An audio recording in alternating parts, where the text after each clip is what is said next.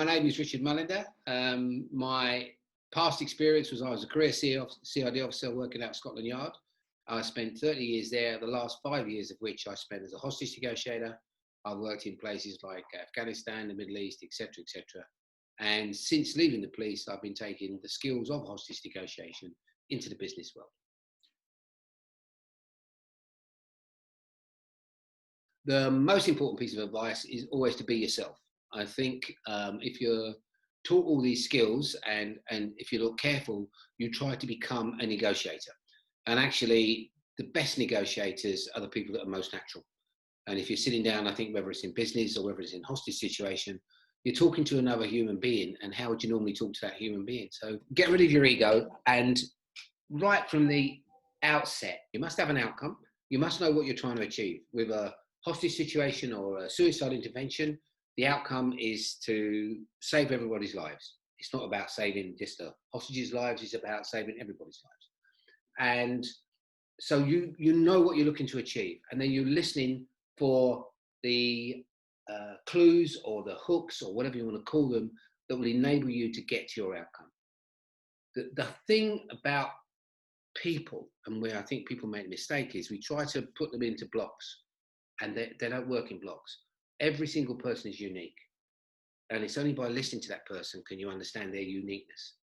So you and I could go through, or anyone can go through very similar experiences, and what happens is that the impact on each individual can be very different. So although you've kind of experienced the same incident or whatever, different people react in different ways.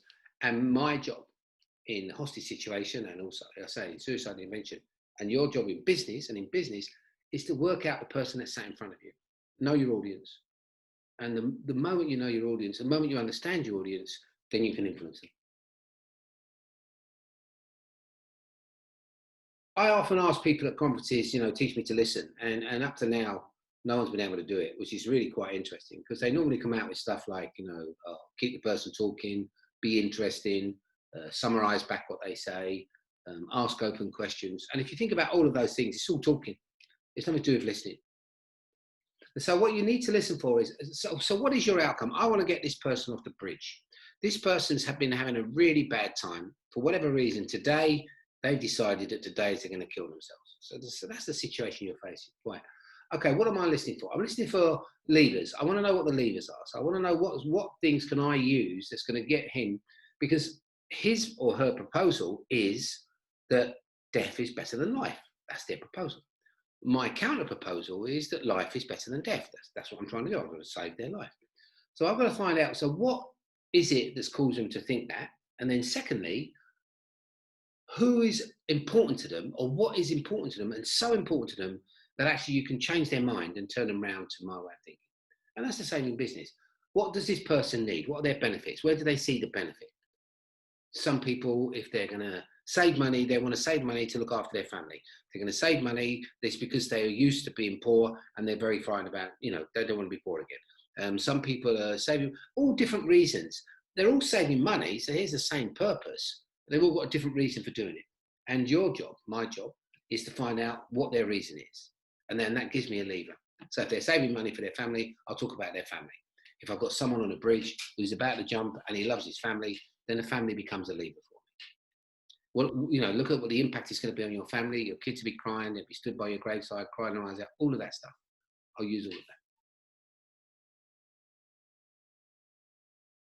Your own body language, I think, is important, because you should put yourself in the listening position. And that is basically come forward, sit forward, be alert. It's the you paid how much position. I mean, it's the best way of describing it is when someone tells you some piece of news and they say, well, I paid 5,000. You go, what, you paid that much? And you come forward automatically. That's the listening position. Put yourself in that position right from the outset.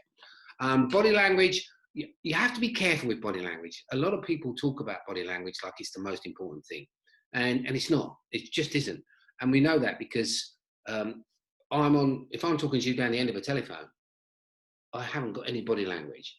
So do I lose all of the essence of that conversation? Of course I don't. To say that it's 55% of communication is just ridiculous.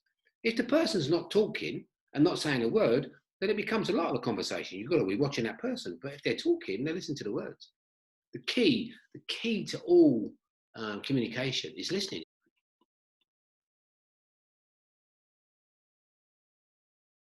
I think if you're going to take notes, then do it sensibly and don't do it just, don't write stuff down as they're talking, because as they're talking, you're writing down something they've already said, which means you're writing something that's historical. So if you're going to write notes and you're going to have to make notes, then tell them at the beginning. So what's going to happen now, Riley, is I'm going to listen very carefully to what you tell me. After about 5 minutes, I'll very quickly summarize back to you what you have told me, and then I'll write some notes. If at any time when I summarize back to you what I've said, or when I'm writing those notes, which I will speak out loud, if I've made a mistake, just correct me. And I'll do that every 5 minutes just to make sure we get it right. And what you're doing there is you're giving yourself 3 chances to get absolute clarity. So the first time, of course, is when I listen to you and listen carefully to you. The second time is when I summarize back or paraphrase back to you what I think you mean. And then the third time is when I write the notes. And then when I finish writing the notes and I've done the final summary, I say to them, go on, tell me more. Or I say to them, you mentioned earlier so-and-so, tell me a little bit about that. I have complete control of that conversation and I get clarity. Biggest thing is to just take your time, be patient, listen carefully. The easy thing for me is to say, take a second person in with you, know what you're doing. If you're going to go into a big negotiation and you're going in as a team, work as a team, only one person should talk. And that person is the person that's built the relationship with the other person, in my opinion. In hostage negotiation, only one person ever talks. The rest of the people there are to listen. And we have 4 people in the team, one person talks, 4 people listen. And that's the key. And you will, if the fact that you're having this conversation with me now means you're trying to interpret, means you're, or anyone's having a conversation, when you're having a conversation with somebody, you mean you're trying to interpret what they're saying, you're trying to think of a response, you're trying to come up with all of that stuff and listen carefully at the same time. It's cognitive overload. If you've got a second person who's not allowed to talk and just listens, then they can pick up so much more information purely because they don't have to worry about responding.